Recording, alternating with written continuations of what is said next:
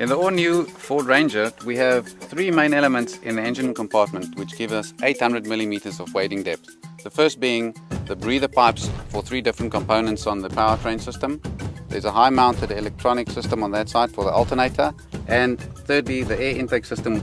We have the actual air intake mounted high up in the fender here to protect it from any water that might rush over the bonnet and spill down the side. If any water does get into the intake system, it will be captured, and we've got a one-way valve letting the water out but not letting any water in. What we're indicating here is the water wading depth as advertised by two competitors, being at 500 millimeters. Second one at 700 millimeters, and then the new Ranger at 800 millimeters.